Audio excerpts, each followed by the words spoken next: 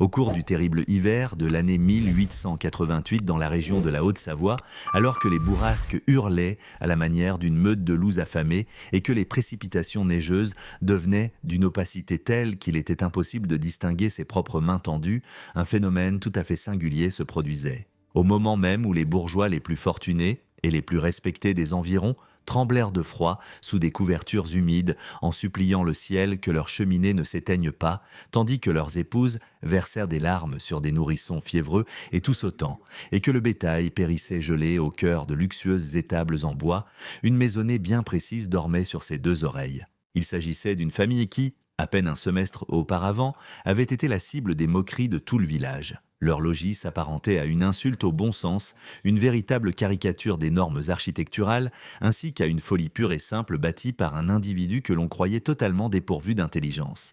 Pourtant, lors de cette soirée précise, quand la grande tempête de neige a transformé le paysage en un brasier immaculé, ces gens se reposaient profondément derrière des fenêtres calfeutrées, sans la moindre inquiétude quant à une éventuelle déperdition de chaleur. Durant cette nuit glaciale, au moment où les riverains en étaient réduits à jeter leurs propres meubles au feu dans le seul but de survivre, ce foyer n'a pas consumé la moindre bûche. La raison en était que le bois, ce combustible inestimable que tout le monde avait entassé pendant toute la saison estivale, s'était gorgé d'eau à cause de l'humidité qui s'infiltrait par la moindre fissure des murs. En revanche, leurs réserves demeuraient dans un état impeccable. Leur bois de chauffage était sec comme l'amadou, à l'abri, et protégé par un principe que personne d'autre n'avait pris la peine d'essayer de comprendre. Ce qui va suivre est l'histoire de Diego Torres, un homme ayant absolument tout perdu avant d'atteindre l'unique chose qui est véritablement de la valeur. Le calendrier affichait l'année 1887, lorsque Diego a posé pour la première fois le pied sur les plateaux situés juste aux abords de Chamonix.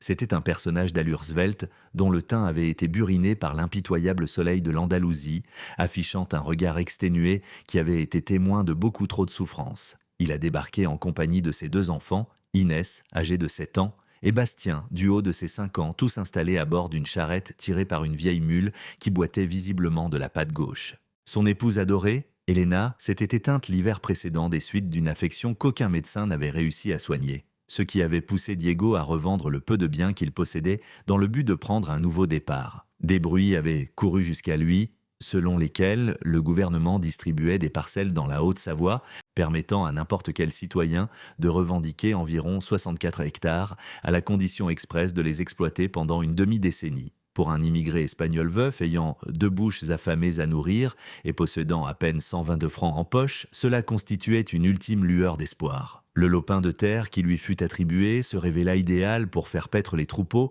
mais totalement impitoyable envers les êtres humains. Il était situé au beau milieu d'une vaste étendue où les vents soufflaient sans le moindre répit.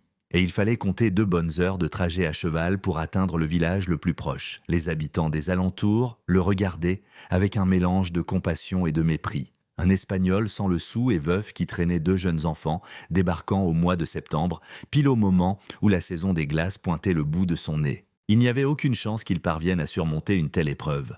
Son tout premier visiteur fut monsieur Guillaume Laurent, le propriétaire de 3 immenses domaines et d'une demeure à 2 étages, arborant des fenêtres en verre acheminées directement depuis Paris. Guillaume s'approcha au trot sur le dos d'un étalon noir étincelant, vêtu d'un manteau en laine de première qualité et affichant un grand sourire qui n'atteignait absolument pas son regard. « J'ai déjà jeté un coup d'œil à ton terrain, Diego ?» déclara-t-il dans un dialecte local que le nouvel arrivant peinait grandement à saisir. « Tu vas avoir besoin d'un logement convenable avant que les tempêtes de neige ne s'abattent.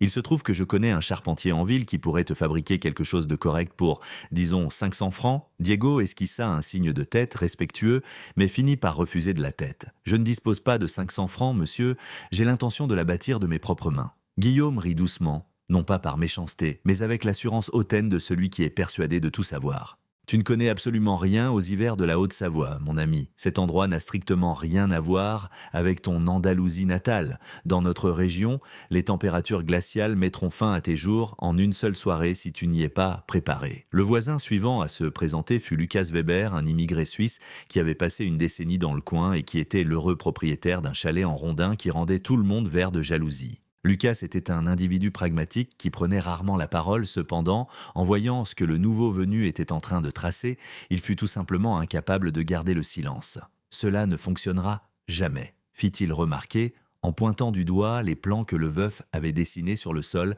à l'aide d'une brindille. « Tu as l'intention d'installer la grange au-dessus et de vivre en dessous. C'est totalement marcher sur la tête. Les bêtes de ferme dégagent de terribles odeurs. Le fumier finira inévitablement par s'infiltrer. De plus, le simple poids pourrait très facilement faire s'effondrer ton plafond. » L'immigré andalou écouta le tout avec une patience imperturbable.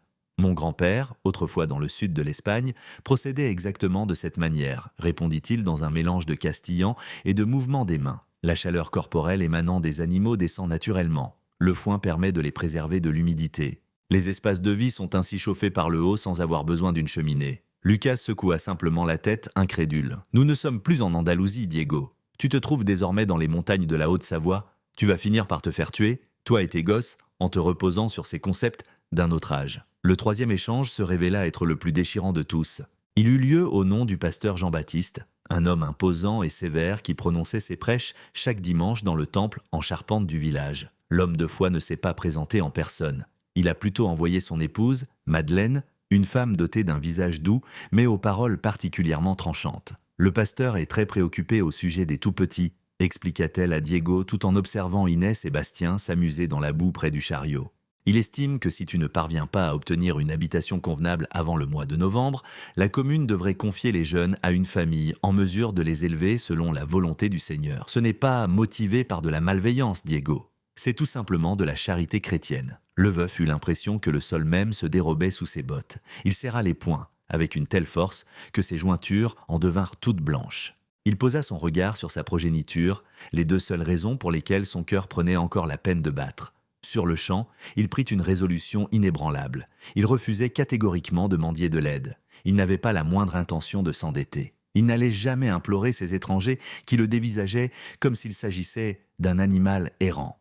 Il prévoyait de construire très exactement ce que son grand-père lui avait enseigné, la structure même que son arrière-grand-père avait employée dans les sommets glaciaux du nord de l'Espagne, où la saison froide était tout aussi impitoyable. Il était bien décidé à bâtir un refuge que ni l'arrogance ni l'ignorance de ses villageois ne pourraient jamais appréhender. « J'aurai une maison terminée, Madame Madeleine », affirma-t-il avec une conviction sans faille. « Et mes enfants resteront bien au chaud tout au long de la saison. Je vous en donne ma parole. » Madeleine le dévisagea avec tristesse, de la même manière que l'on pourrait regarder un condamné marchant vers la potence. « Que le Seigneur vous vienne en aide, Diego, car par ici, personne d'autre ne le fera. » Néanmoins, Diego n'avait nul besoin de sa divinité. Il lui suffisait d'avoir ses propres mains, ses souvenirs, ainsi que le savoir ancestral de ses aïeux. C'est ainsi qu'il se mit immédiatement au labeur. Si vous estimez que la sagesse de nos ancêtres l'emporte sur l'orgueil des gens d'aujourd'hui, n'oubliez pas de vous abonner à la chaîne. Nous nous efforçons de remettre en lumière ces récits que l'histoire a cherché à effacer. L'immigrant commença à creuser. Il ne s'agissait pas d'une petite tranchée, mais plutôt d'une immense fosse mesurant environ 4 mètres de large, 6 mètres de long et près de 2 mètres de profondeur. Il a manié la pelle pendant 7 jours d'affilée, travaillant depuis l'aube jusqu'à ce que la paume de ses mains ne soit plus capable de serrer le manche. Inès et Bastien ramassaient les pierres extraites du sol, les empilant pour former un tas bien ordonné. La fillette allait lui chercher de l'eau au ruisseau voisin pendant que le petit garçon tentait de mettre la main à la pâte avec ses petits poings, bien qu'il finisse surtout par le gêner. Et pourtant, leur père ne leur a jamais demandé d'arrêter. Ils avaient besoin de ressentir ce sentiment d'utilité. Ils devaient avoir la sensation qu'ils participaient activement à la construction de leur propre foyer. Une fois le cratère entièrement déblayé, la véritable édification débuta. En se servant de la poignée de francs qu'il possédait encore, il fit l'acquisition de bois bon marché. Les planches les plus fines et remplies de nœuds dont personne d'autre ne voulait. 60 francs pour le chargement complet. Le marchand de la Syrie lui lança un regard rempli de compassion. « Ce matériel ne résistera pas à une seule tempête de neige, mon gars », l'avertit-il. Mais Diego ne daigna pas lui répondre. Il chargea simplement le bois sur sa charrette et prit le chemin du retour vers sa parcelle. Les premiers éléments qu'il dressa furent les cloisons à l'intérieur de la fosse.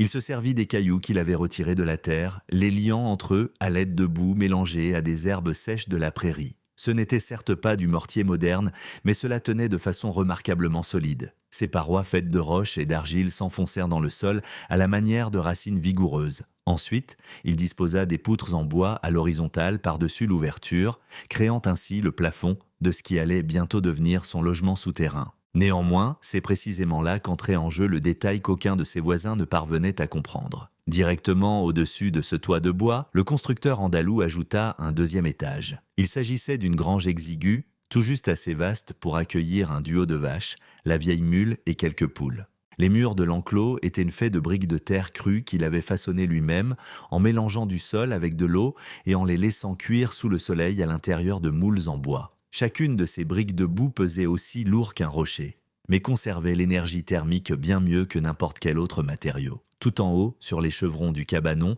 il amassa des monticules de foin. Botte après botte de fourrage qu'il avait fauché parmi les herbes sauvages poussant directement sur son terrain. Ce foin remplissait une double fonction que seul un individu, ayant grandi dans une misère ingénieuse, pouvait réellement estimer à sa juste valeur. En premier lieu, l'herbe séchée agissait comme un isolant. Elle emprisonnait les courants d'air glaciaux bien avant qu'ils ne puissent s'infiltrer dans l'étable. En second lieu, le fourrage était asséché par la chaleur corporelle des bêtes, et cette tiédeur, au lieu de s'échapper vers le ciel, comme ce serait le cas dans des étables classiques, filtrait vers le bas à travers les solives en bois, atterrissant directement dans la pièce où Diego et ses petits dormaient. Cela faisait office de réseau de chauffage entièrement naturel. Les animaux ruminaient, expiraient d'air et se déplaçaient, en voyant toute cette douce chaleur biologique s'infiltrer en dessous, ce qui métamorphosait la cavité en un havre douillet et dépourvu de toute humidité. Pourtant, la conception ne s'arrêtait pas là. L'homme avait également creusé un conduit étroit, allant de la grange vers l'air libre, une espèce de système d'évacuation bas, permettant à l'humidité et aux mauvaises odeurs de s'échapper, délibérément incliné afin que les rafales ne puissent pas s'engouffrer à l'intérieur. Il tenait cette astuce de son grand-père, qu'il avait lui-même emprunté au peuple montagnard ayant survécu dans les sierras des siècles avant l'arrivée des temps modernes. C'était très loin de s'apparenter à de la sorcellerie. Il s'agissait de physique à l'état pur. Cela découlait d'une observation minutieuse. C'était une profonde vénération envers le monde de la nature. Tout au long des semaines où le veuf s'acharnait à la tâche, les résidents du coin passaient en se promenant pour l'observer. Guillaume Laurent passa à cheval un après-midi en compagnie de 2 amis de la ville, marquant une pause pour assister au spectacle. Le petit groupe discutait à voix basse, et pourtant le bâtisseur parvenait toujours à entendre leur ricanement. « Il est en train de se creuser une grotte », se moqua l'un d'eux, exactement comme une bête sauvage, et il prévoit de fourrer du bétail juste au-dessus. Ce type a complètement perdu la raison. Lucas Weber fit également une apparition, bien qu'il se soit abstenu de rire, il s'est contenté de hocher la tête avec une expression lugubre. « C'est un énorme gaspillage d'énergie, murmura-t-il. Une fois que le mois de décembre pointera le bout de son nez, il faudra venir gratter son cadavre congelé pour le sortir de là. » Même une poignée de jeunes du coin ont suivi leurs parents un dimanche, juste après l'office religieux. Ils se tenaient à bonne distance, pointant du doigt tout en gloussant. Inès les a remarqués et a serré très fort les doigts de son papa. « Papa, ils prétendent que nous sommes stupides, chuchota-t-la. » Diego posa un genou à terre face à elle, les paumes couvertes de crasse et le visage fortement bruni par le soleil. « Ma chérie, murmura-t-il, les gens se moquent toujours des choses qu'ils n'arrivent pas à comprendre. Mais dès que la vague de froid s'installera, tu verras très exactement qui sont les véritables idiots. » À la mi-octobre, la structure était entièrement achevée. Elle manquait indéniablement de charme esthétique. Il n'y avait ni d'immenses vitrages ni de superbes parquets en bois massif. Cela consistait en une chambre souterraine pourvue de parois en pierre et d'un plafond trapu éclairé par une paire de minuscules fenêtres d'angle qui ne laissaient pénétrer qu'un maigre rayon de soleil. Au beau milieu trônait un poêle en fonte que l'immigré avait déniché d'occasion pour à peine 15 francs. L'ameublement comprenait 2 lits de camp fabriqués avec du bois de charpente et de la ficelle épaisse, une unique table pour les repas, 2 chaises, et juste au-dessus, dans l'enclos, résidait la vieille mule, 2 jeunes génisses que Diego avait obtenues en échange de son travail, ainsi que 4 poules qu'un paysan des environs lui avait cédées car elles étaient bien trop âgées pour pondre. Lors de leur toute première nuit passée à l'intérieur de la bâtisse, Inès versa quelques larmes. « J'ai peur, papa, c'est beaucoup trop sinistre ici, l'odeur est bizarre. » Son père l'enveloppa de ses bras et fredonna doucement la mélodie que sa défunte mère avait l'habitude de lui chanter. Dehors, dans les alpages, les rafales de vent gagnaient considérablement en puissance. La saison automnale touchait lentement à sa fin, et le patriarche savait pertinemment que leur épreuve décisive n'allait pas tarder à commencer. Le mois de novembre fit son entrée en apportant avec lui des averses de grésil glacial. Les aubes se levaient sur un givre qui s'agrippait aux herbes des alpages, transformant les flaques d'eau en blocs de glace massifs. Les colons des environs entamèrent leurs préparatifs en vue des grands froids. Guillaume Laurent engagea 2 ouvriers pour fendre du bois de chauffage pendant 14 jours consécutifs. Ils dressèrent de gigantesques piles de bûches juste à côté de son immense propriété. Lucas Weber colmata la moindre petite fissure de son chalet en rondin en utilisant de la mousse tassée et de la boue. Le pasteur Jean-Baptiste organisa une collecte de dons au temple destinée à secourir les foyers les plus démunis afin de s'assurer que strictement personne ne manque de couvertures ou de charbon. Pas une seule âme n'offrit la moindre assistance à Diego. Cela ne découlait pas d'une quelconque cruauté, mais plutôt de la certitude que son sort était d'ores et déjà scellé. L'Andalou dérangé qui logeait dans un fossé sous un enclos à bétail ne méritait pas qu'on s'apitoie sur son sort. Il devait tout bonnement subir la cruelle leçon que Dame Nature s'apprêtait à lui infliger. Néanmoins, Diego demeurait parfaitement imperturbable. Chaque matin que Dieu faisait,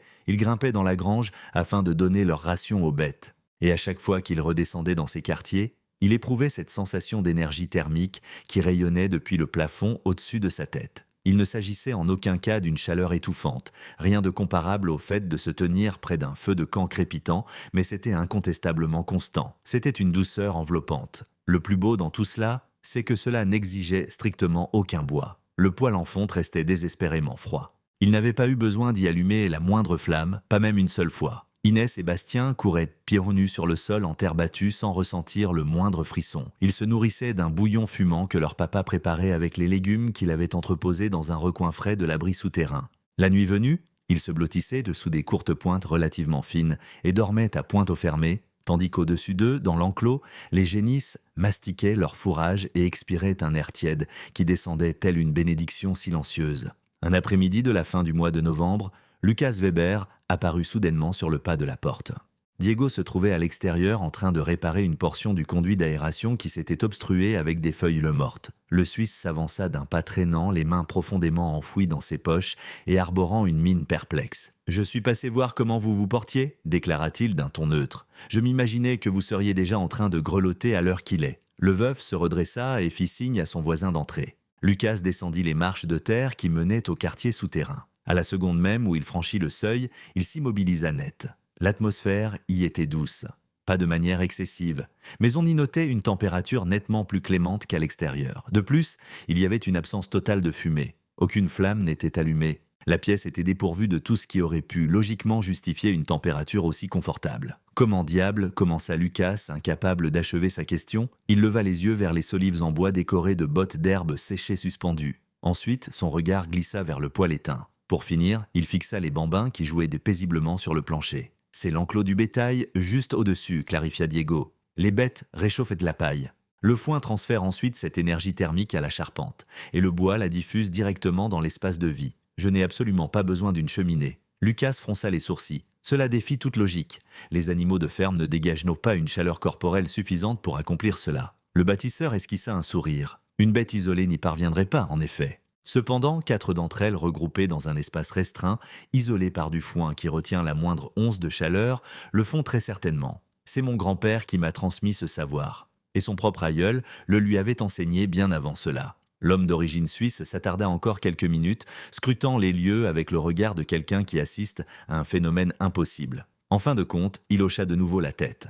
Eh bien, peut-être que cela parvient à tenir la route pour le moment. Attends un peu que les véritables températures glaciales fassent leur apparition. Dès que le thermomètre chutera à moins 28 degrés Celsius, ta petite trouvaille ne te sera d'aucune utilité. Et sur ces paroles, il s'en alla sans même prendre la peine de dire au revoir. Malgré cela, Diego resta tout à fait serein. C'était parce qu'il détenait un secret dont Lucas ignorait tout. Il savait pertinemment que, là-haut dans les Sierras andalouses, son aïeul avait affronté des hivers au cours desquels les congères engloutissaient les toitures à moitié. Il avait la certitude que cette disposition n'était pas un simple gadget, mais bel et bien une science ancienne et éprouvée. Le mois de décembre débarqua avec une violence inouïe. Les chutes de neige débutèrent dès les premiers jours du mois et ne s'interrompirent pas pendant plusieurs journées d'affilée. Les chemins de terre se transformèrent en étendues impraticables. Les maisonnées se barricadèrent à l'intérieur, faisant brûler du bois nuit et jour dans le seul but de repousser le froid. Des panaches de fumée s'échappaient de chaque cheminée à travers toute la région, ressemblant à des signaux de détresse grisâtres se détachant sur un ciel blafard. Du côté du domaine de Guillaume Laurent, les ennuis commencèrent à poindre immédiatement. Le bois qu'il avait accumulé était empilé à l'extérieur, protégé par rien de plus qu'une vulgaire bâche. Des amas de neige s'infiltrèrent entre les bûches, et à chaque fois qu'il tentait d'y mettre le feu, le bois détrempé produisait beaucoup plus de suie que de véritable chaleur. Guillaume se retrouva à tousser de façon incessante. Son épouse Claire rouspétait que leur maison était asphyxiée par la fumée. Pourtant, le simple fait d'entrebâiller une fenêtre pour aérer laissait entrer des courants d'air glaciaux qui les transperçaient comme des poignards. Les enfants attrapèrent de graves maux de gorge. Ils se virent contraints de faire venir le médecin du village, qui leur factura 25 francs pour la visite à domicile, plus 15 francs supplémentaires pour le sirop médicinal. Malgré tout cela, le froid glacial continuait de s'insinuer par chaque fissure, chaque carreau et chaque lame de plancher mal colmatée de cette somptueuse et prétentieuse demeure. Chez Lucas, la situation n'était pas beaucoup plus reluisante. Son chalet en rondin était indéniablement robuste, mais les poutres étaient de fait d'un bois de pin non séché qu'il avait personnellement abattu quelques années auparavant. Avec le temps, le bois s'était déshydraté et recroquevillé, créant des espaces visibles entre les rondins. Lucas s'était efforcé de les boucher en utilisant de la mousse. Cependant, la végétation s'est tout bonnement asséchée à cause de la chaleur de l'âtre et a fini par s'effriter. Chaque soir, sans exception, le Suisse se voyait obligé d'attiser les flammes toutes les 2 heures. Il lui était impossible de trouver le sommeil. Sa femme, Anna, se réveillait en grelottant et l'implorait de jeter quelques bûches supplémentaires dans le feu. Toutefois, leur réserve de combustible diminuait à vue d'œil. Vers la mi-décembre, Lucas a dû se résoudre à incinérer les poteaux de clôture de son enclos à bétail. Il n'avait tout simplement pas d'autre alternative. Le pasteur Jean-Baptiste mit en place des réunions de prière à son propre domicile. Les familles locales se rassemblèrent le dimanche après l'office pour supplier le Tout-Puissant de leur accorder une courte saison hivernale. Et pourtant, au fond d'eux-mêmes, chacun d'entre eux était tétanisé par la peur. Les températures glaciales de ce mois de décembre étaient loin d'être habituelles. Le mercure chutait de plus en plus bas à chaque nuit qui passait, moins 26 degrés Celsius, moins 28, puis moins 31 degrés. Les troupeaux commencèrent à tomber raides morts, les chevaux tremblaient violemment à l'intérieur de leur stalles, et tout le monde avait parfaitement conscience que les pires conditions climatiques se profilaient encore à l'horizon. Pendant ce temps, en bas, dans la cavité située sous la grange, Diego et ses petits vivaient dans un étrange état de quiétude. Leur logis restait confortablement clément. Ce n'était pas étouffant, juste agréablement doux. Tout juste ce qu'il fallait pour être à l'aise en portant un simple pull léger. Le poêle de fonte restait complètement inactif. Diego n'y avait pas encore allumé la moindre étincelle. Pour quelle obscure raison en aurait-il eu besoin ? L'énergie thermique irradiait continuellement vers le bas depuis la charpente. Les génisses, juste au-dessus, étaient protégées des bourrasques par ces épaisses cloisons en briques de terre. Le fourrage les maintenait totalement à l'abri de l'humidité, et ce microclimat douillet qui se formait à l'intérieur de l'enclos descendait par vagues délicates à travers le plancher. Fait encore plus crucial, le bois de chauffage de l'immigrant était parfaitement sec. Il l'avait entreposé dans un recoin des quartiers souterrains hors d'atteinte de toute moiteur. S'il avait un jour besoin de faire du feu pour cuisiner ou en cas d'urgence absolue, il savait pertinemment que son bois s'enflammerait dès la première tentative. Mais jusqu'à présent, il ne lui avait trouvé aucune utilité. Un matin à la mi-décembre, Inès lui posa une question. « Papa, comment se fait-il que tous les autres doivent de brûler autant de bois alors que nous n'en avons pas besoin ?» Son père la prit sur ses genoux et lui expliqua la chose avec des mots simples. « Parce que ces gens ont érigé leur maison pour parader. Nous avons bâti la nôtre pour rester en vie. Ils désirèrent des demeures esthétiquement plaisantes, alors que nous cherchions simplement un refuge capable de maintenir nos cœurs battants. Il y a une immense différence là-dedans, ma chérie. Et c'est précisément cette nuance qui va nous permettre de nous en sortir. » Le 23 décembre 1887, le ciel changea de visage.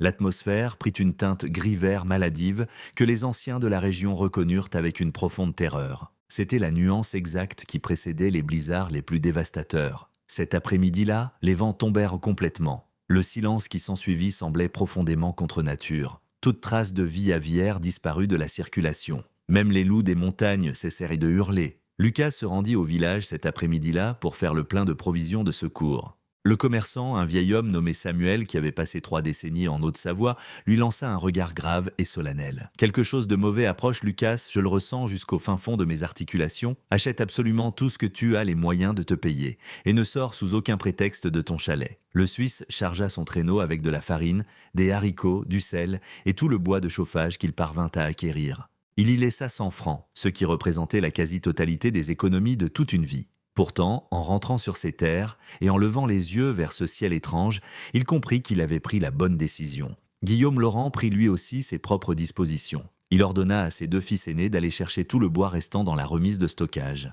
Cependant, lorsqu'ils allèrent le récupérer, ils découvrirent que la neige s'était engouffrée à travers le toit abîmé de la cabane, laissant la moitié de leur combustible complètement trempé. Guillaume jura bruyamment et donna un coup de pied dans le banc de neige dans un accès de rage. Mais il n'y avait absolument rien à faire pour arranger la situation. C'était la totalité du bois de chauffage dont il disposait. Le pasteur Jean-Baptiste rassembla ses proches et prononça une prière. « Seigneur Tout-Puissant, protège-nous de la tempête qui s'annonce. Ne permets pas au froid glacial de nous arracher tout ce que tu nous as accordé. » Ensuite, il entreprit de clouer d'épaisses courtes pointes sur tous les cadres de fenêtres. Personne n'alla s'enquérir de l'état de Diego. Nul ne prit la peine de l'avertir. Personne ne lui tendit la main. Car tout le monde partait du principe que si eux, les habitants aguerris, fortunés et bien préparés s'en sortaient tout juste, alors l'Andalou dérangé devait déjà avoir rendu l'âme. Ou bien il trépasserait très bientôt. Cependant, le veuf avait lui-même observé la voûte céleste, et il comprenait parfaitement ce qui se préparait lui aussi. Il monta à la grange et lança au bétail une double ration de nourriture. Il leur murmura des mots doux en leur caressant le dos. « Vous, les bêtes, allez devoir fournir un sacré travail, leur confia-t-il. Il va falloir que vous nous empêchiez de mourir de froid. » Ensuite, il redescendit dans sa demeure, verrouilla la lourde porte en chêne, calfeutra les rebords avec des vieux chiffons et s'assit aux côtés de ses enfants pour laisser passer l'orage. Le soir même, le 24 décembre, la grande tempête de neige de 1888 commença officiellement.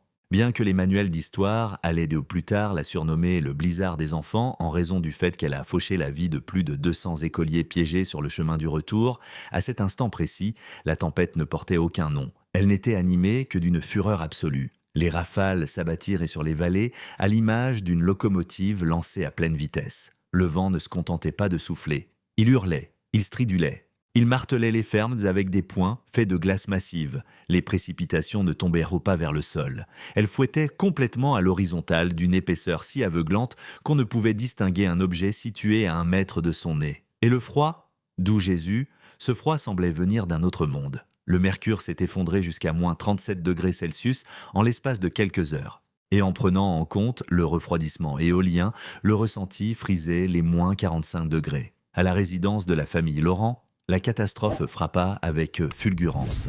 Les courants d'air rugissants ciblèrent chaque fissure et chaque interstice entre les planches de bardage, les carreaux de verre vibraient avec violence, comme s'ils étaient sur le point d'éclater en morceaux. Guillaume enfourna des bûches supplémentaires dans l'âtre, mais le bois détrempé peinait à produire ne serait-ce qu'une étincelle. Une suie épaisse envahit l'espace de vie, provoquant des quintes de toux et des larmes chez tout le monde. Claire se mit à hurler qu'ils allaient tous étouffer. Son mari arracha presque une fenêtre pour évacuer la fumée et l'air glacial s'engouffra à l'intérieur telle une avalanche. La température intérieure plongea de manière instantanée. Les enfants commencèrent aussitôt à gémir. Il referma le châssis d'un coup sec, mais le mal était déjà fait. Le confort thermique qu'ils avaient minutieusement accumulé pendant plusieurs jours s'était évaporé en quelques secondes à peine. Poussé par un désespoir absolu, le riche propriétaire se mit à balancer leurs meubles dans la cheminée. Les chaises de rechange de la salle à manger y passèrent en premier. Puis ce fut au tour de la table de cuisine elle-même.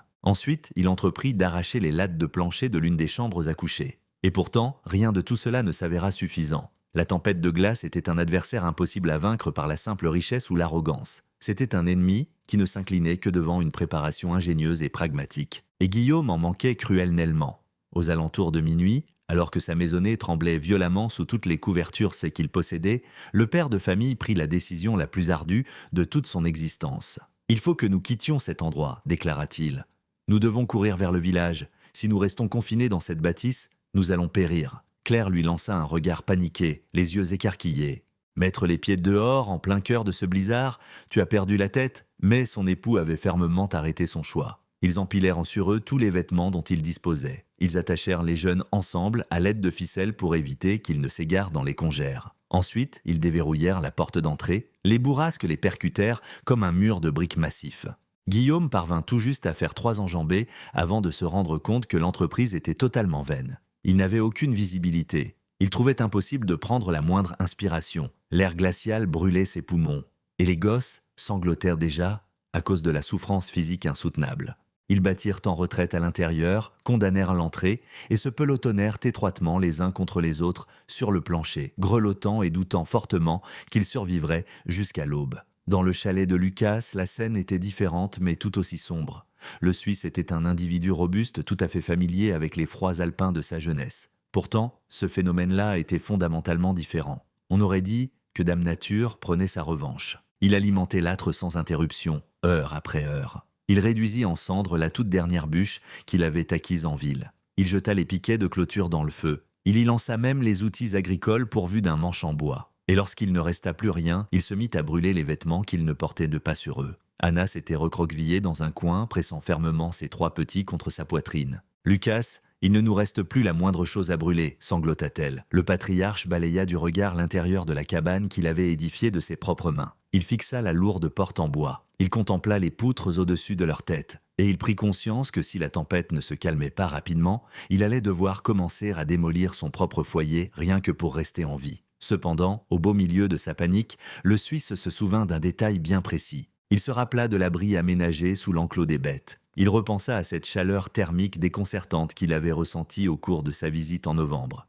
Il se remémora les explications de Diego concernant les animaux et le foin. Et bien que son ego lui hurlât de ne pas agir, son instinct de survie primaire vociférait beaucoup plus fort. Il prit sa décision de manière irrévocable. Il s'emmitoufla dans autant de couvertures que possible, ordonna à Anna de verrouiller la porte derrière lui et s'avança dans la tempête. Il ne se dirigeait pas vers le village. Il marchait droit en direction de la propriété de l'immigrant prétendument fou. Car à cette seconde précise, Lucas assimilait un concept qu'il aurait dû comprendre depuis le tout premier jour. La véritable folie ne consistait pas à adopter un style de construction alternatif. L'authentique démence, c'était de bâtir les choses exactement comme tout le monde tout en s'attendant à un résultat radicalement différent. Parcourir ces quelques 180 mètres lui fit l'effet de marcher droit vers les enfers. L'homme ne parvenait pas à distinguer la moindre chose. Il se dirigeait en se fiant uniquement à sa mémoire et à son intuition, en gardant une paume tendue devant lui. Les rafales glaciales lui brûlaient le visage comme de l'acide pur. Chaque inspiration ressemblait à une lame cisaillant ses voies respiratoires. Et à plus d'une reprise, il envisagea sérieusement de faire demi-tour. Pourtant, il continua d'avancer, tout bonnement parce que ses enfants comptaient sur lui. Une fois qu'il trébucha finalement sur le refuge souterrain, il tambourina contre la porte en bois à l'aide de ses phalanges gelées. Il frappa sans relâche jusqu'à perdre toute sensation dans ses extrémités. Et quand l'ouverture s'élargit enfin, le Suisse s'effondra presque sur le seuil. Diego l'agrippa fermement et le traîna à l'intérieur. Il referma la porte à double tour et aida l'homme transi de froid à s'asseoir. L'immigré helvétique était intégralement recouvert de givre. Les poils de ses sourcils étaient devenus d'un blanc pur. Sa bouche arborait une teinte bleutée maladive. Mais la chose qui stupéfia le plus Lucas n'était pas sa propre dégradation physique. C'était très exactement ce qu'il ressentit en franchissant ce seuil. De la chaleur, pas en quantité accablante. Ce n'était pas comparable au fait de se tenir directement à côté d'un feu de camp vigoureux. Mais on y trouvait un confort thermique indéniable, une chaleur douce, inébranlable et tout à fait authentique. Lucas balaya les lieux avec un regard vitreux. Le poêle en fonte demeurait totalement éteint. Il n'y avait aucune flamme, il n'y avait pas la moindre trace de suie. Simplement cette atmosphère douillette qui défiait toute logique et qui rayonnait vers le bas depuis les chevrons. « Ma famille » parvint à croasser Lucas d'une voix brisée. « Ils sont actuellement en train de mourir de froid. Je t'en supplie. » Le veuf n'hésita pas une seule fraction de seconde. Il n'exigea aucune explication. Il ne prononça pas un seul « je te l'avais bien dit ». Il ne chercha aucune vengeance. Il acquiesça simplement avec fermeté. « Va les chercher. Amène-les tout droit dans ce logis. Nous avons amplement de place pour accueillir tout le monde. » Le père de famille désespéré repartit aussitôt affronter la tempête. Et lors de ce trajet bien précis, le chemin du retour ne lui parut pas du tout aussi interminable, car il était désormais porté par un véritable optimisme. Au fil des heures qui suivirent, l'un après l'autre, les habitants même qui s'étaient moqués de l'immigrant andalou se présentèrent sur le pas de sa porte. Le Suisse arriva le premier, entraînant toute sa maisonnée derrière lui. Tous les 5 trébuchèrent à l'intérieur en frissonnant, couverts de poudreuse, les yeux embués de larmes d'immense soulagement à la seconde même où ils ressentirent la température ambiante. Leur hôte leur indiqua de s'asseoir sur le plancher, distribua de fines courtes pointes qui paraissaient incroyablement chaudes et leur servit des tasses de thé fumantes qu'il avait préparées sur le poêle, qu'il avait enfin allumé en se servant de son bois parfaitement sec. Peu de temps après, Guillaume Laurent traîna ses propres proches à travers la porte. Le richissime propriétaire terrien ne parvenait pas à croiser le regard de son sauveur. Il entra en gardant le menton baissé, tirant sa progéniture à moitié congelée. « Je t'en prie, pardonne-moi, bredouilla-t-il. Je me suis complètement trompé sur ton compte. » Diego attira l'homme dans une étreinte solide. « Il n'y a pas d'erreur de jugement sous ce toit, Guillaume. Il n'y a que la survie. » Quelques foyers supplémentaires, vivant sur la route voisine, finirent par faire le déplacement. La veuve Martin pointa le bout de son nez en traînant ses 4 enfants. Même les jeunes mariés Dupont, qui venaient tout juste de s'installer dans la région l'été même, firent leur apparition. Le bruit avait mystérieusement couru à travers les bourrasques hurlantes et les amas de neige que la cachette de l'immigré abritait une chaleur authentique. Et chacun d'entre eux, sans la moindre exception, ravala son immense fierté et vint quémander un sanctuaire. Sur le coup de minuit, 19 individus se retrouvaient entassés dans une pièce souterraine initialement conçue pour héberger un simple trio. L'espace y était indubitablement restreint. Les gens étaient serrés comme des sardines. L'air était chargé de la lourde odeur des corps transpirants et des vêtements trempés. Pourtant, leur cœur battait encore, et ils se trouvaient dans un confort bien agréable. Le maître des lieux monta jusqu'à l'étable afin de jeter une portion de foin supplémentaire au bétail. Les génisses, anxieuses, étaient visiblement effrayées par l'agitation en bas, mais elles continuèrent à ruminer, poursuivirent leurs inspirations profondes et diffusèrent sans relâche leur chaleur biologique. Il caressa tendrement leurs encolures épaisses. « Je vous en suis reconnaissant », chuchota-t-il doucement. « Vous autres bêtes êtes en train de sauver des vies humaines ce soir. » En redescendant, il aperçut Lucas qui se tenait debout, scrutant les poutres de charpente avec l'expression d'un type qui assiste à une intervention divine. « Comment as-tu trouvé cette idée ?» demanda le Suisse. « Comment pouvais-tu être aussi absolument certain que cette installation allait fonctionner ?» Le propriétaire de la maison s'assit sur le sol de terre battue, juste à côté de ses enfants. « Mon grand-père m'a partagé une histoire à l'époque où je n'étais qu'un gamin, répondit-il. Il m'a raconté qu'une fois, là-haut, dans son village perché, ils ont subi une saison hivernale d'une telle férocité qu'elle a anéanti la moitié des foyers. Pourtant, il y a eu un individu, un vieillard que tout le monde prenait pour un imbécile parce qu'il marmonnait tout seul et érigeait des bâtisses étranges, qui s'en est sorti sans une égratignure. Souhaites-tu connaître la raison ? C'est parce qu'il n'avait pas construit sa maison dans le but d'éblouir le voisinage. Il l'avait bâtie afin de coopérer avec l'environnement au lieu de se battre contre lui. Il a exploité l'énergie thermique du sol en lui-même, il a tiré profit de la chaleur corporelle de ses animaux, il s'est servi d'herbes séchées pour créer un toit vivant bien avant que quiconque n'ait inventé cette expression bien précise. Et pendant que tous les citadins hautains gelaient jusqu'à se transformer en blocs de glace massifs, il a tout simplement continué de respirer. Mon grand-père m'a dit « Diego, il ne faut jamais que tu laisses cela sortir de ta mémoire. Mère Nature n'éprouve aucun respect pour ton orgueil. Elle ne s'incline que face à une véritable ingéniosité. » Lucas essuya l'humidité qui s'était mise à couler le long de ses joues. « Je croyais sincèrement que tu étais dépourvu de toute instruction. Je m'imaginais que tu ignorais complètement la façon dont les choses fonctionnaient dans la Haute-Savoie. Et pourtant, c'était moi qui manquais totalement de savoir. Je ne connaissais absolument rien lorsqu'il s'agissait de rester en vie. » Diego afficha un sourire chaleureux. « Ce n'est pas à toi de porter ce fardeau, mon ami. On t'a inculqué une méthode de survie très spécifique. On m'a formé selon une approche totalement différente. Les deux stratégies ont leur mérite. Mais durant cette vague de froid bien précise, ma technique s'est trouvée offrir de meilleurs résultats. Le blizzard fit rage pendant 3 jours consécutifs. 72 heures au cours desquelles les bourrasques n'ont pas cessé de hurler une seule fois. 3 journées entières de précipitations incessantes et aveuglantes. Une période durant laquelle l'intégralité de la Haute-Savoie s'est métamorphosée en un vaste cimetière blafard. Et pourtant, à l'intérieur de cette cachette sous les tables, 19 êtres humains ont survécu sans incinérer la moindre parcelle de bois, ou presque. Parce que l'aménagement que l'immigrant andalou avait élaboré, cette conception même que les locaux avaient qualifiée de folie pure, relevait en réalité d'un pur génie dissimulé sous une modestie absolue. Les rations étaient strictement réparties. Leurs dernières réserves de nourriture ont été étirées au maximum. L'hôte a distribué jusqu'à la dernière denrée qu'il possédait. Son blé moulu, ses haricots, ses condiments, ses feuilles de thé, et lorsque les provisions ont atteint un niveau dangereusement bas, Lucas et Guillaume ont marché ensemble jusqu'à leur propre demeure, bravant les rafales féroces pendant quelques minutes dans le seul but de rapporter la moindre ration qu'ils y avaient abandonnée. Et ils ont partagé chaque petite miette avec l'ensemble du groupe. Car au fil de ces 3 jours, toutes les barrières sociales ont complètement volé en éclats. Le Suisse, le bourgeois, le jeune couple et le veuf andalou n'étaient le plus de simples étrangers les uns pour les autres. Ils étaient des co-survivants. Ils étaient devenus une famille. Les enfants s'amusaient tous ensemble sur la terre battue. Inès leur enseignait des mélodies castillanes. La progéniture de Lucas apprenait aux autres du vocabulaire suisse-allemand. Et tout le monde riait, partageant ce genre de gloussement singulier qui n'émerge qu'après avoir regardé la faucheuse droit dans les yeux et s'en être tiré pour raconter l'histoire. Aux premières lueurs du 4e jour, les bourrasques finirent par retomber. Le soleil pointa le bout de son nez avec hésitation, projetant ses rayons sur un paysage devenu totalement méconnaissable. Les congères engloutissaient le décor dans son intégralité, atteignant même le rebord des fenêtres des chalets environnants. Des troncs robustes d'arbres alpins s'étaient brisés en deux. Les parcs à bétail, avaient été purement et simplement rasés. Et lorsque les chefs de famille sont sortis pour contempler le désastre, la scène a complètement brisé leur morale.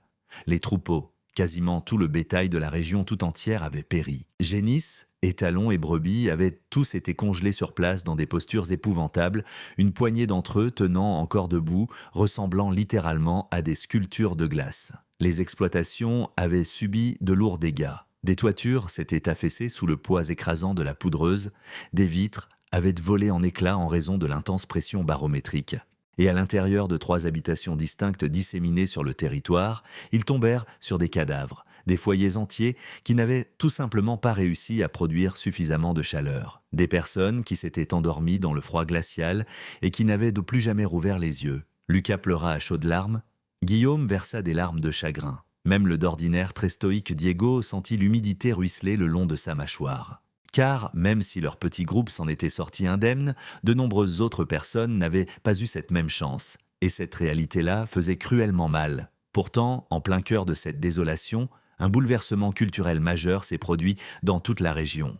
Lorsque les équipes de recherche du village sont arrivées quelques jours plus tard pour prêter main forte, recenser les morts et dégager les survivants, elles ont été totalement stupéfaites de découvrir 19 individus respirants et en relativement bonne santé entassés dans l'abri de l'immigrant espagnol. Et une fois que les rescapés ont raconté en détail la manière dont ils étaient parvenus à tenir le coup, les secouristes ont simplement échangé des regards perplexes et émerveillés. Les rumeurs se sont propagées à la vitesse de l'éclair. La gazette locale de la région a publié un article en première page expliquant le réseau de chauffage astucieux mis au point par un colon hispanique, ce qui avait finalement permis d'éviter une hécatombe. Des travailleurs agricoles venus des départements voisins ont parcouru des kilomètres uniquement dans le but d'inspecter l'habitation de leurs propres yeux. Et Diego, faisant preuve de sa modestie habituelle, a décortiqué les mécanismes pour tous ceux qui étaient disposés à lui prêter une oreille attentive. À l'arrivée de la saison automnale suivante, un trio de familles du coin avait déjà bâti des structures similaires. Lors de la prochaine saison des glaces, ce chiffre a gonflé pour atteindre 8 foyers. En l'espace d'une décennie, pas moins de la moitié des éleveurs nécessiteux travaillant dans les montagnes de la Haute-Savoie utilisaient une version modifiée de l'agencement de l'immigré. Des étables situées juste au-dessus des zones de vie souterraines, du fourrage servant de barrière thermique, la chaleur corporelle biologique venant remplacer l'âtre traditionnel. Lucas Weber est devenu le confident le plus intime de Diego. Il a acquis des notions de castillan pour pouvoir papoter avec son copain sans la moindre barrière linguistique. Il a mis la main à la pâte pour aider à agrandir la cavité lorsque le veuf s'est finalement remarié, des années plus tard, avec une institutrice locale. Le Suisse s'est assuré d'apprendre à sa propre progéniture à vouer un profond respect au savoir émanant de sources tout à fait inattendues. Guillaume Laurent n'a jamais réussi à recouvrer son ego démesuré. Néanmoins, il a acquis quelque chose d'infiniment supérieur. Il a gagné en humilité sincère. Il s'est associé avec celui qui fut jadis sa cible de moquerie pour lancer une entreprise de construction rurale très performante. Et en équipe, ils ont dressé des dizaines de sanctuaires pratiques pour les nouveaux venus sans le sou qui débarquait, sans le moindre bien, leur enseignant le fait que la vraie richesse ne se mesure pas à la hauteur de vos dépenses, mais bien à ce que vous parvenez à préserver. Le pasteur Jean-Baptiste a rédigé tout un discours dominical centré sur l'immigré andalou. Il a intitulé ce sermon « Le plus petit d'entre vous sera élevé au plus haut ». Et même si l'homme en question n'a jamais mis un seul orteil à l'intérieur de ce temple, les paroles du prédicateur sont restées gravées de façon permanente dans la mémoire collective de la communauté. L'Éternel ne juge pas un homme sur l'attrait esthétique de sa demeure, a déclamé l'ecclésiastique depuis sa chair. Il le juge strictement sur sa volonté de partager les maigres miettes qu'il possède réellement. Diego Torres a arpenté cette terre jusqu'à l'âge vénérable de 74 ans. Il a rendu l'âme en l'an 1911, reposant paisiblement dans son propre lit, entouré de ses enfants, de ses petits-enfants et de ses compagnons les plus chers. Inès, qui était devenue une dame approchant la cinquantaine à ce stade-là, serra fort ses phalanges au moment où il poussait son dernier soupir. « Papa » murmura-t-elle tendrement, « je te remercie de m'avoir prouvé qu'il n'y a absolument aucune honte à se démarquer de la masse. » La véritable humiliation consiste à se fondre dans le troupeau tout en espérant désespérément que le conformisme finira par vous sauver la mise. Le vieil homme esquissa un tout dernier sourire, et ses paupières se refermèrent pour ne plus jamais s'ouvrir. Son habitation, cette bâtisse d'apparence farfelue que tout le monde avait dédaignée autrefois, demeura totalement intacte pendant encore un demi-siècle. Elle se mua lentement en une sorte de monument historique non officiel. Les petits-enfants de Lucas passaient régulièrement pour y jeter un œil. Les arrière-petits-enfants de Guillaume prenèrent le site en photo. Et les nouvelles vagues d'arrivants étrangers qui affluaient en Haute-Savoie furent bercées par la légende du modeste colon hispanique qui avait triomphé de l'arrogance bourgeoise en n'utilisant rien d'autre que l'intelligence ancestrale de ses ancêtres. De nos jours, si vous fouillez dans les registres historiques de la région, vous tomberez sur une infime note de bas de page enfouie dans les archives départementales de la Haute-Savoie. Le document stipule ceci. Tout au long de la grande tempête de neige de l'année 1888, le taux de survie pour les logements souterrains équipés d'étables en surplomb s'est établi à très exactement 100%. En parallèle, le taux de survie au sein des édifices à l'architecture classique a stagné à seulement 62%. C'est une statistique d'une totale froideur, rédigée avec l'indifférence la plus complète de fonctionnaires gratte-papier. Et pourtant, tapis juste derrière ces données mathématiques, se cache une réalité brutale que beaucoup trouvent douloureuse à accepter. La pure vérité, c'est que la profonde intelligence ne se présente pas toujours en brandissant un diplôme universitaire. Elle ne débite pas toujours des phrases aux Français grammaticalement irréprochables. Elle ne porte pas toujours de cravate et n'arbore pas nécessairement un nom de famille noble. À l'occasion, la véritable sagesse débarque pieds nus, tiraillée par la faim, affichant des paumes lourdement calleuses et dotée d'un esprit d'une générosité sans borne. Et au moment où elle se dévoile enfin, les gens véritablement perspicaces parviennent à la repérer. Cependant, les individus trop arrogants se contentent de la regarder de haut. Et ce, jusqu'à ce que la saison des glaces les contraigne à saisir le fossé béant qui sépare le fait d'avoir théoriquement raison et le fait de rester bel et bien en vie. Les récits similaires à celui de Diego Torres nous rappellent sans cesse que l'humilité et le sens de l'observation valent considérablement plus cher que l'or pur. Que prêter l'oreille aux anciens, à ceux qui nous ont précédés, aux personnes qui se sont débrouillées avec infiniment moins de ressources, n'est en rien une marque de faiblesse. C'est de l'intelligence pure et simple. Que choisir de construire en dehors des normes n'est nullement un symptôme de folie. C'est l'essence même de l'innovation. Et quand les choses se corsent, que les rafales se mettent à hurler et que les températures glaciales vous brûlent la peau, le seul paramètre qui compte réellement n'est pas la beauté esthétique de votre logement. C'est de savoir si vos proches reposent ou non dans une douce chaleur, si ce conte teinté de justice poétique a fait écho dans votre poitrine, si vous avez eu l'impression, ne serait-ce qu'une seconde, que la société a cruellement besoin de plus d'individus comme Diego et de beaucoup moins de types comme Guillaume, n'oubliez pas de laisser un pouce en l'air et de transférer cette vidéo à quelqu'un qui a urgemment besoin de comprendre qu'il existe bel et bien des modes de vie alternatifs. Un chemin où les derniers de la file peuvent facilement bondir en tête de peloton, où l'être prétendument chétif peut se métamorphoser en une force incontestable, et où votre bois de chauffage évite de finir détrempé au cours d'une tempête d'une violence inouïe, tout simplement parce qu'un individu bien précis a fait preuve d'assez de modestie pour assimiler les enseignements des aïeux qui l'ont précédé. Je vous retrouverai toutes et tous lors de notre toute prochaine plongée dans l'histoire. Et gardez bien ceci à l'esprit, le véritable déshonneur ne découle pas du fait d'agir en dehors des clous. Il provient du fait de se comporter exactement comme le reste du troupeau, en croisant les doigts pour que le conformisme soit ce qui vous sauvera.